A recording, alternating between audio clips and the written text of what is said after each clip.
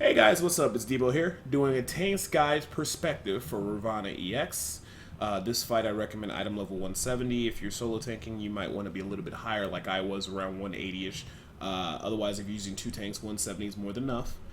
This fight's not too incredibly hard. I'm going to really talk about what it pertains to us as a tank and not worry too much about what the DPS and everybody else does. So at least when you get inside the raid, you'll know what job that you need to do and what roles that you need to fulfill in order to increase your party success rate in clearing this attempt or clearing this boss.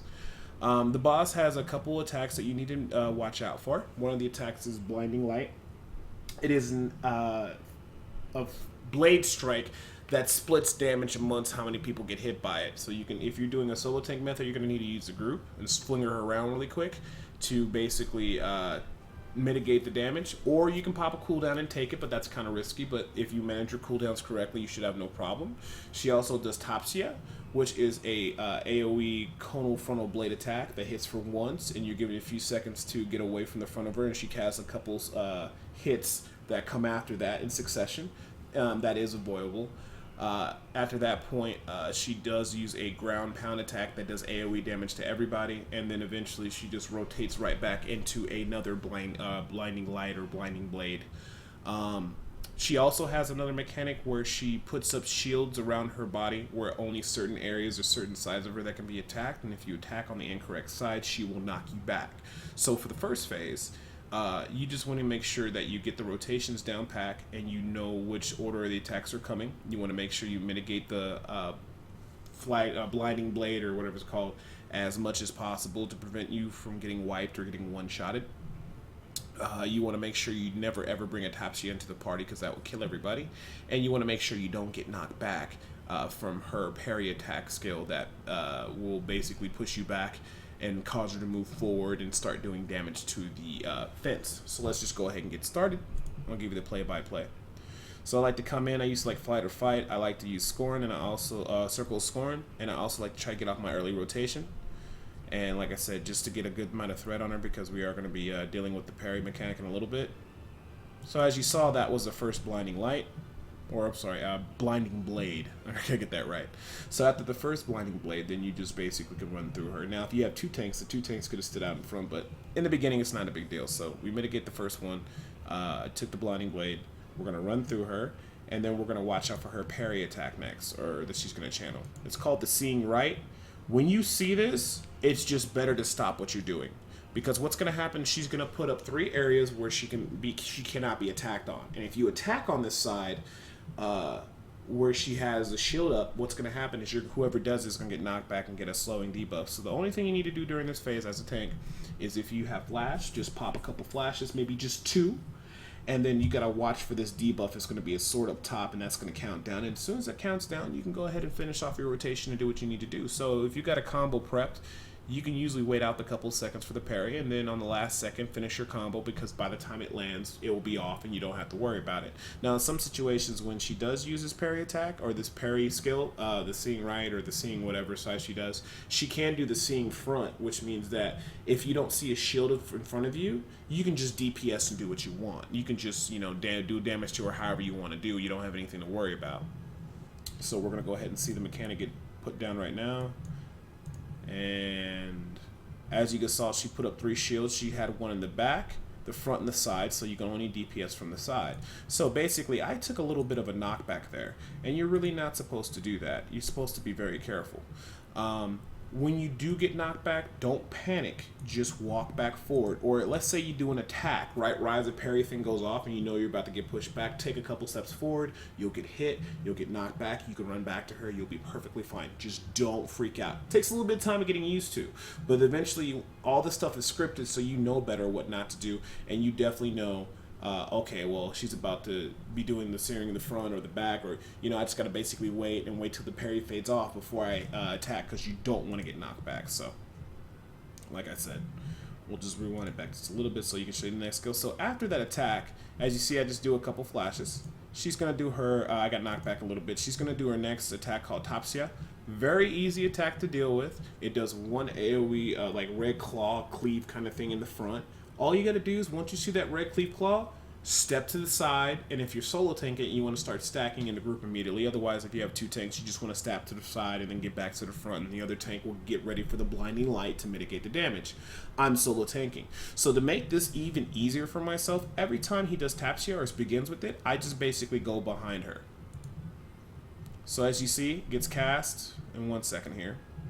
There's a red claw attack. I step to the back because she's going to do a couple more slashes in front of her. She's going to follow up by a stomp, which there it is, which is called Atmalinga. And now she's going to do the blinding light right again. And you saw how I mitigated that damage. Very straightforward. You start the fight off, you do your aggro, you wait for the first blinding light, you just walk through her and you keep doing your DPS rotation or your threat rotation. She's going to put up her little parry shield ability, the searing or whatever it's called. And you might have to stop doing damage and just let it auto attack. Don't cast any of your skills and just basically hit a couple flashes or wait till it dissipates. If you attack while a parry-sided shield is up on your side, you will get knocked back. You don't want that to happen. So after she does that, then she'll follow it up usually with, like I said, usually Tapsia, but not all the time. But usually fans with Tapsia, and after Tapsia, especially if you're solo tanking it, you can just move right back into the group. Just step to the side, and then she's going to do the Atmalinga, which is just a stomp, AoE stomp, and then you're already with the group. And then she's going to turn around and do Blinding Light. It's going to dissipate and get mitigated. Since there's so many people, you run right back through her, and you repeat the process. That's all you have to do for the first part until she gets into the first burn phase. So as a tank, you just have to be mindful of what attacks do what, when to move into the group, especially if you're trying to mitigate the blinding light, if you're doing it in a solo tanking style way. Or if you like, you can take the blinding light, you just got to know when it's coming up so you can pop a cooldown for it. But I don't risk it because that's kind of sketchy sometimes, because if she crits, sometimes she might kill you. And that's pretty much about it. So I go right back through her. She's going to do another seeing. And as you see, the seeing basically is going to be put up so I can't attack, so I do a couple flashes. And this basically just goes on. This rotation will go on until she gets into the first burn phase for Liberation. And we'll explain Liberation in a little bit. Sorry about the little bit of lag there. And Blinding Light, you saw I just took that one there at 20% parried. So you could actually mitigate a lot of it, but it's not safe. That's why I just always say if you can, try to take it in group. So now she's going to be going into her first Liberation phase. Liberation phase, any of them, you could DPS her freely. She takes double damage. So this is where you want to pop all your cooldowns and do everything possible. As a tank, all you want to do is just switch to Sword Oath. I'd recommend using Flight or Flight if you have it. Also using Circle Score and follow after the Flight of Life and going into a Goring Blade combo, Professor or Paladin, or anything that has a dot. Anything you want to use your amp up ability, use a rotation that puts a dot on her, and then just do a regular DPS rotation for any tank. But in this situation, I'm more worried about survival, and keeping my threat up, so I use my Flight or Flight earlier. If you're running two tanks, you probably want to be extra careful about your cooldowns. So, not much is going to really happen here. All you got to do is keep in mind is where your positioning is at. The best way I can explain to you for positioning, if I could show it here, the wings are around to here. You always want to be behind the backhand blade, and you want to make sure the wings are to the right. It takes a little while to identify where you need to stand, but you just do your little combo. You just make sure you stand in the correct location, and once the cast gets to about where the R is at, or at the A, or just about 70% cast, you want to move right back directly against that wall and hug it. So the only thing you need to do as a tank right here is just try to put out as much damage as you can. That's it. So Liberation is going up. We're going to go ahead and move back and get to the wall. And after the Liberation finishes, the only thing you want to start doing is after it finishes casting and she does her little spin AoE attack, you just want to basically just run to the other side or start running towards the center immediately, because it makes it a lot easier to go ahead and start getting position. So she does her prelude, or Liberation. I run through, I find a good spot I can stand in, and then the fire is going to come down. You just find a spot where you don't get hit at. Then you're going to get these little purple AoE circles. Sometimes you get them, sometimes you don't. Just make sure you don't double stack if you do get the debuff with the purple AoE, you don't double stack it on a squishy target like a mage or a monk or a healer, because you will kill them. And I got the burns ad because I actually, when it comes down, it leaves burns marks on the floor. You don't want to get hit by this debuff, but as a tank, if you get hit by it, it's not the end of the world. Like I said, it's not so much worrying about where you stand at. If I was a DPS, I probably would have died. But as a tank, you don't have to worry about this mechanic too much. Just make sure that if you get the AoE, do not kill anybody else. So it doesn't really matter where you stand. You can take a double, you can take a single. You're a tank. You have nothing to worry about. So now she's going to come down, and she's going to do another Liberation, which is going to be the same exact thing, except this time you don't have to run back towards the wall. Be very careful where you stand. I used to always gauge where all the other DPS were standing if you needed help, but you always just want to make sure that the wings are on the right-hand side, and then you're standing behind the back of the blade, and you get really tight, so you want to be right in between there. So as you can see, I'm just positioning myself, doing whatever DPS I could do. I see the wings right there. I'm sitting right there in between, and on this one, the reason why you don't need to move back is because she does like a Thran Dynamo kind of thing where she does like huge AoE circles in a certain area. As long as you're positioned in the back, it won't hit you, so you got nothing to worry about. If you're kind of scared, you can actually just run back a little bit because you're a tank. The DPS doesn't matter too much, but just getting used to this is the best way to deal with that. So that's all you got to do. Is not that hard. So now she's going to do a little AoE abilities, and as long as you're positioned correctly, doesn't hurt anybody. Now she jumps up into the sky. You want to get in the center. She's always going to come down first. Look for the first time she comes down and just make sure you stay in the center. That'll let you know where she's going to appear out. And then she's either going to spawn one on the left or one on the right. So as you see, the second one appears to the right. So she's going to come down. She's either going to drop one on the left or one on the right. Right? So once she drops that fire, if she drops one on the left, you want to get to the right side. If she drops one on the right, you want to get to the left side. Because she's going to start charging around. It's like a mechanic from Ifrit if you ever did that EX Primal fight. So that's real easy. Look where she comes down at. Look where the next one comes down at, and just run to the opposite, opposite side of that. And then once she starts charging, you just run in a circle. So that's it. That's all you got to do. Real simple mechanic. And then, you know, once the last one goes out, you just want to make sure you reposition yourself right back in front of the tank. You want to start off with the early rotation. And then here's the big thing. During this phase, she puts a shell, or Ravana puts a shell upon herself. And what the shell does, it needs to be DPS down before a certain amount of time, or she enrages and does an enrage mechanic and kills everybody. So long story short, for this phase, you don't really have to do much. It's the same exact mechanics as the first phase. It's just that the only thing that might happen is in the beginning when she starts putting the shell on her, you might have to tab target back on her to acquire her target, and then you can resume your combos and stuff like that. That's the worst thing that happens. So when that happens, you might be doing your combo and be like, whoa, she disappeared off my target bar. Just hit tab again and it'll reacquire the shell, and you can just do what you need to do. So the same things are going to happen. You're going to have a blinding light. You're going to have Tapsia. You're going to have Atmalinga, the one that does the AoE on the ground.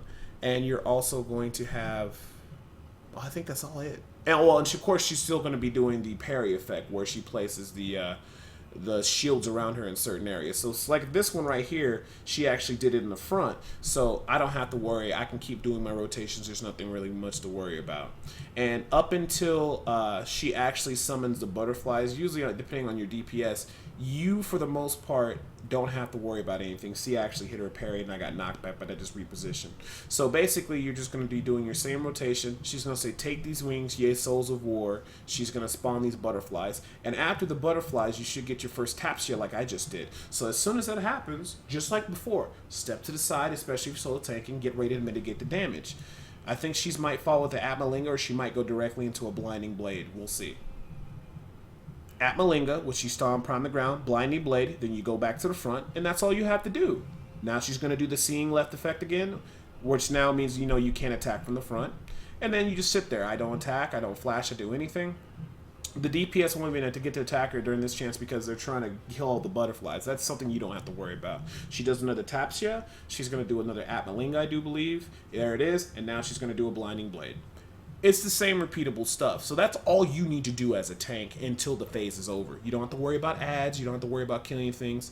The melee DPS should be looking out for Tapsia just in case if they're DPSing a butterfly out towards in front of her so she doesn't get hit. But that's basically about it. If you're not doing this with the single tank method, then you can just simply use two tanks, and the other tank should just basically get out there and help you mitigate that blinding light. Or you can even pop a cooldown. But I don't recommend that because it's dangerous.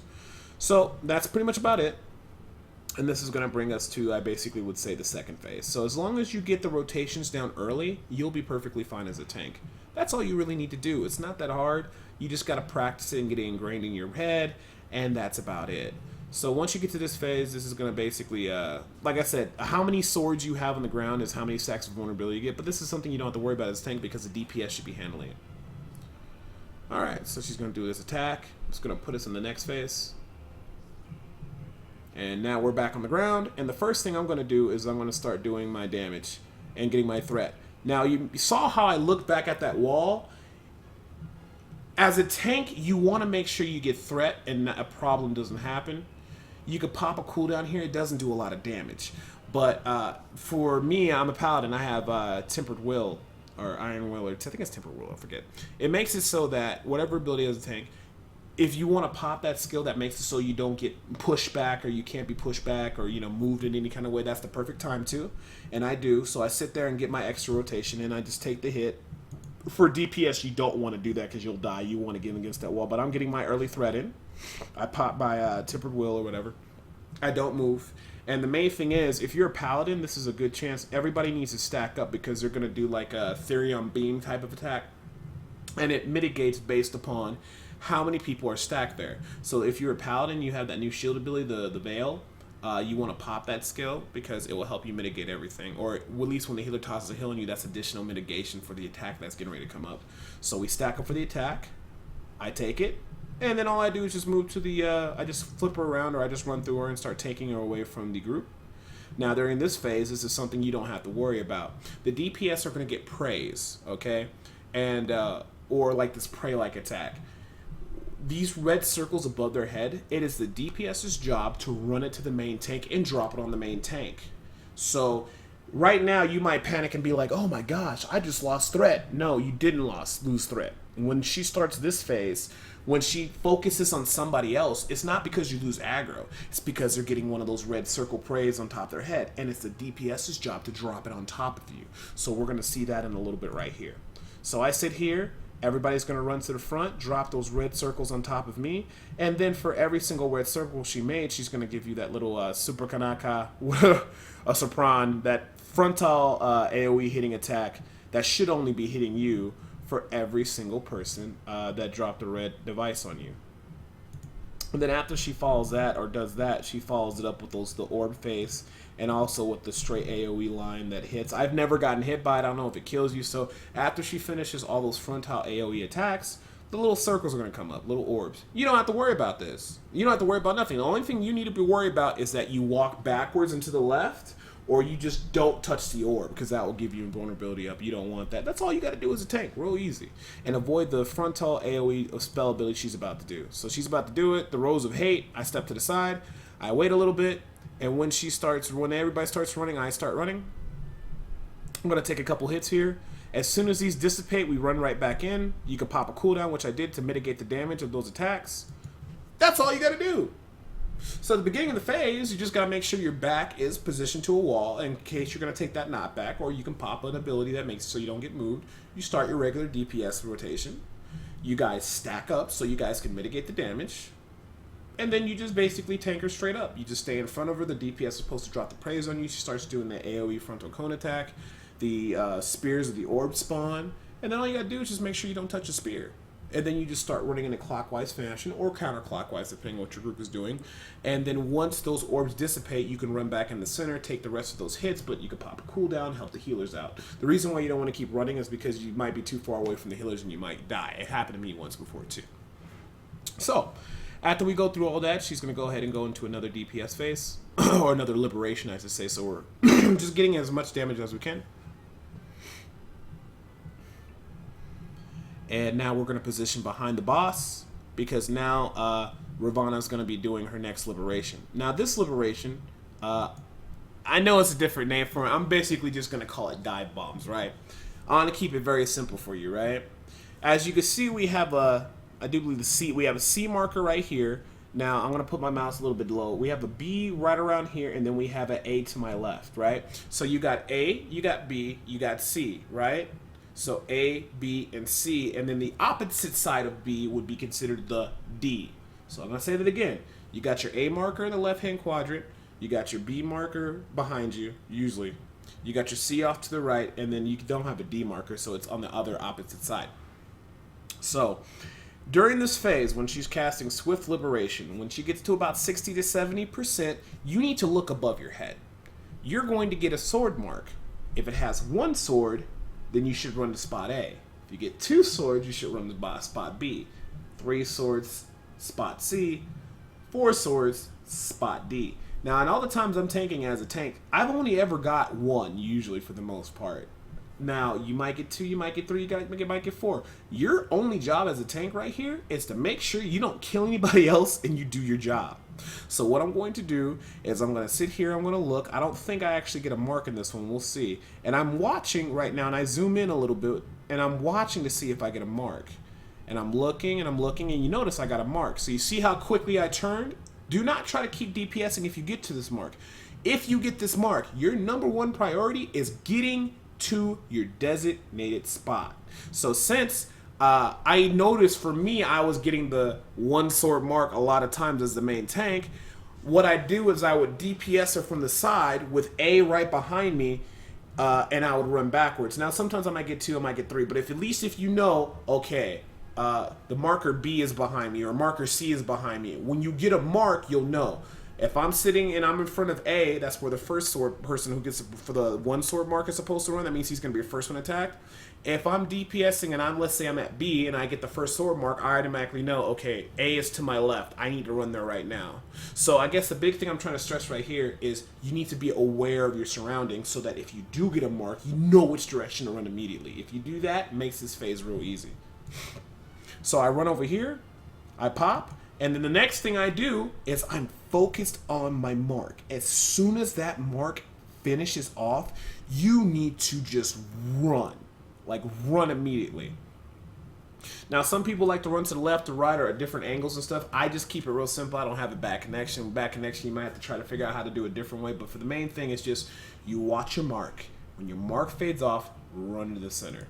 So I'm watching, and I'm looking, and then all of a sudden I'm like, okay, I'm awake. And then boom, as soon as it does, you see how I'm moving very quickly to center? That's what you need to do. And everybody else on their own individual marks, that's how it kind of goes down. So when your mark fades off, you run to the center, whether you're 1, 2, 3, or 4. That's it, okay? That's all you have to do for that phase. That's what you have to do. Now, if somebody else messes up the mechanics, that's on them. But as long as you're being responsible as a tank, and you get to your position that you're supposed to do and you run as soon as the marker fades off, that's all you can do. You can't help anybody else who's on that. If they mess up the mechanic, they mess up the mechanic. Now, if you don't get any marks at all, you just stay in the center. Very straightforward. So after that phase, she's going to put a huge giant's X on the floor, and she's going to give everybody purple AoEs again. Try not to ruin everybody else. Try to spit out to the best you can. If you get the purple marker, then just try to stand off to the side and don't kill anybody. But if you don't get it, you have nothing to worry about because you're a tank and you're probably not going to die. Just make sure if you're really worried, just make sure you switch the shield off and you'll take less damage, or you can pop a cooldown, but you don't really need to. So that's the only thing you need to worry about. And she's going to do this twice with the purple ads, or purple AoE circles that she puts over your head. So she does the first attack, do not touch the fire strip in the center, and you see how we just sit there? And that's all that happens. Very simple. So after that liberation, after you do the die bombs, you just go to the center and you wait. She drops a giant X you got to get out of, and she puts up these little purple AoE ads. That's it. Or not ads, little circles above you. And that's all you have to do. You just have to make sure you run a little area. Try not to get around anybody else because you're a tank, and just sit there and wait till it dissipates. And now when they come back down, wait for the fire on the floor to fade away, and then you're going to get to DPS and do another liberation phase. This liberation phase, if you can conquer this part, you got the rest of the fight easily beaten. So this is final liberation. Now as you see, 2 people got those little red prey marks over their head. The only thing you need to do is, like I said, you have A, you have B, you have C, right? So the 2 ends the 2 people that get the praise, both red marks, one stands at A, one stands at C. While the whole group, when it gets towards the end of casting the final liberation, we're all going to run to B and just be real safe, right? So if you get a red marker over your head, you need to run to A, or you need to run to C, or however you guys set it up. But for us, in our situation, we have one person at A, one person at C, right? After she casting that final liberation, this is what's going to happen. The people that were marked with those red marks are going to take like a charge attack that makes it so they get physical invulnerability up.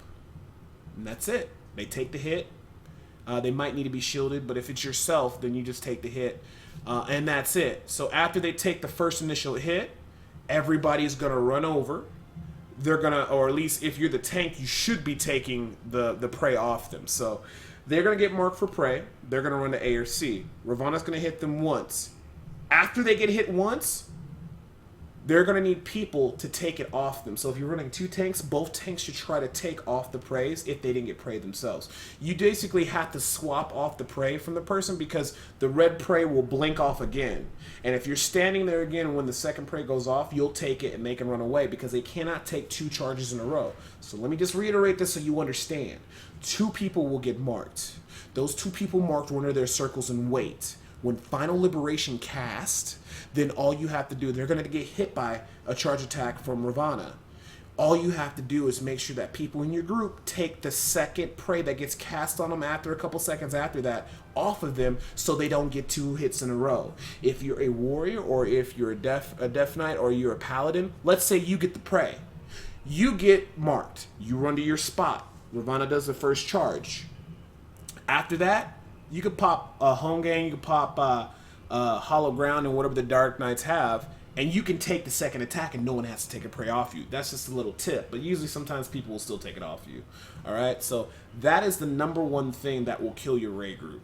So just make sure people get to their spots, make sure people call out maybe who's going to take the second set of praise. That's it. And as soon as it gets to about 70% on Final Liberation, don't keep DPSing, run to the B mark just to make sure you're out of the way so you don't get to hit anything or you don't get hit by anything. So, as it gets to 70%, since I didn't get a prey, I just run back. Now, if you notice, a lot of people got praise, so I decided to bring it over here just to make sure I get hit by it and everything's okay. But I got hit by the prey, so I run there. And then if you notice, I pop hollow ground. And now he's going to hit me again, so no one needs to take it off me. And I'm calling out, hey, don't take it off me. And then see, I took the second one, so I didn't die because I popped hollow ground. We lost 1 person. So after that 2 hits go down, everybody needs to run to the center. It's going to do a massive fire ring around you, and if you get hit by it, you'll die. And as soon as that attack goes out, you just got to run out. And that's basically all you need to do. So once you get past this part and you can make it with most people alive and you get to the outwards part, the battle is pretty much won for the most part. And that's all you do, and then the fight kind of resets over from the beginning. So let's review real quick. At the beginning of this phase, you're going to have to make sure you position yourself against a wall. So that if you do take the hit getting knocked back, if you don't want to pop a skill, you get knocked into the wall, you start off with your regular DPS, your threat rotation to get aggro. Right? So after that, everybody's going to come up to Ravana and just combine because you're going to take like a beam damage attack, an iron beam, or it's an old skill taken from like the coils of Bahamut. But basically, it's going to put this dot on somebody. You need to group up and mitigate the damage. If you can somehow pop a cooldown or do anything, that's great. And then after that, all you have to do is just sit there. People are going to run the first set of praise or the AoE marks on you. That's not something you have to worry about. You just do your regular DPS rotation. The orbs appear, and she does a frontal attack. All you got to do is just make sure you run in a clockwork circle or a counterclockwise circle. That's it. And then when the orbs dissipate, you can go right back to the middle, pop a cooldown, and just basically keep fighting Ravana. She's going to run into her first liberation, which is going to be followed with the dive bond markers. Just make sure you run to your specific space that you need to go to, and you'll be fine. Be focused on your character, and then as soon as it fades off, you're going to run to the center. After the dive bomb phase, she's going to put a giant X on the ground. She's going to put AoE purple markers over about 5 people's heads, just spread out, and make sure you're not next to anybody to kill anybody. After the first set of explosion goes off, she's going to put another set of AoE circles above your head. That explodes, and after that you return right back to the middle and you start DPSing again for the next liberation phase. But the second liberation phase in this part of the fight, it does praise. You look to see if you get a mark. If you get a mark, you just run to your marker. Now as the tank, you can take 2 hits, so you should really save your hollow ground or whatever your death cheating mechanic for here. So you just basically take the first hit. After the liberation gets cast, she's going to hit the people that are targeted with the praise. You take the first hit, and then you pop your hollow ground or your immunity, and you take the second hit. It makes it a lot easier for everybody else because that's what tanks can do. Now, if you don't get the prey, then it's your job to make sure you grab that second prey off the victims on A and C or whatever markers the way you do it before they die. After that, everybody runs into the center because she's going to do a massive fire AoE ring. And then after that, everybody's going to run out to the exterior. And as long as you can get through that phase, the fight is won. So we're going to pretty much conclude here. Now, she's going to return back to what she did in the beginning. She's going to put up another shield upon herself that you have to break through. And everything returns to the same. So, like I said, you tank in the same position. She did her little parry attack combo, and if you notice, she put it in the front so I can keep up my threat. Now she's going to do the searing right. So she goes right back into what she did before. So now she does the double searings. You just got to make sure you don't get knocked back, because you will get knocked off the cliff. And then I took the first blinding blade there. That was by accident. I had one cooldown ready for it, so I just took it. Now she did a Tapsia. And now when I start seeing the Tapsia, now I can kind of get back into a habit. So now I get back to the group. She's going to cast blinding blade on the group. And that's pretty much back it. Run back through her. That's it. At this point, you have the fight won. Just stay stable. Make sure you rotate cooldowns if you need to. And just make sure you run those Tapsias and just run the group if you're solo tanking this, so she hits blinding blade on everybody. And that's it. So at this point, we're just going through the regular things like we did in the first part of the phase. And we're just basically waiting. She hops up in the air. Now she's going to go ahead and resume like she did at the beginning of the phase. Now you got to make sure you have a wall behind you. Your tempered will or whatever should be off cooldown, or you can just get knocked back. It's up to you, but just make sure your butt's against the wall. You don't get knocked back. Now everybody needs to stack back up again because of the beam attack or the massive AoE damaging attack.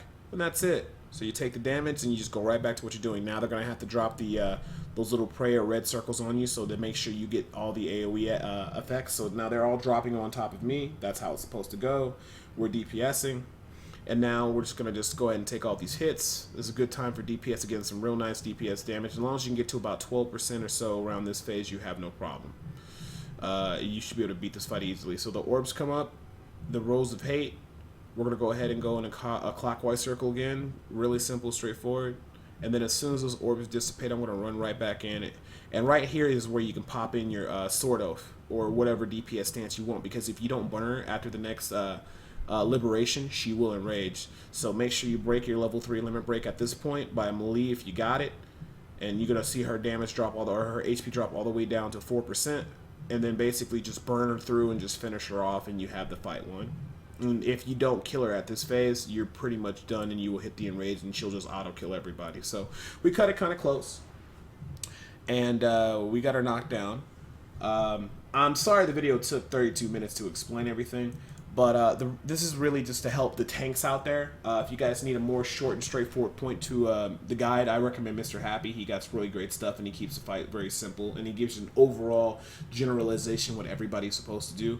I cover this just to help the tanks out there, man, because let me tell you, when this fight first started, I was kind of a little bit overwhelmed, and I don't understand stuff. I learned by doing something over and over again, and when I got a lot better, and I actually understood stuff, it was a real straightforward fight.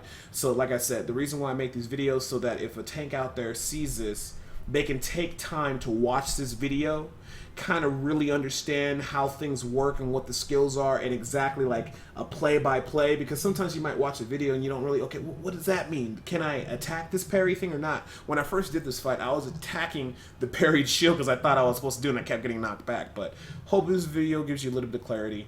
Again, sorry about it being so long, but like I said, just wanted to break it down for my fellow tanks out there. Good luck in your guys' clears. If you guys need any help or need any questions or anything like that, hey, stop by the Twitch stream, www.twitch.tv/SPSDebo. I'm always here to answer questions and help you guys out. I'm just making these videos so I can help out my fellow tanks out there. And because, you know, our job, I'm not saying we have the hardest job in the game, but if we don't do our job, it shows itself pretty harshly if we don't do our job. But anyways, hope you guys like the fight. I'll see you guys in the next video. Well, actually, probably in Alexander, and I'll be breaking down all those fights too. So I hope you guys have a good day. And as always, I appreciate you guys tuning in on the YouTube channel. I'll see you next time.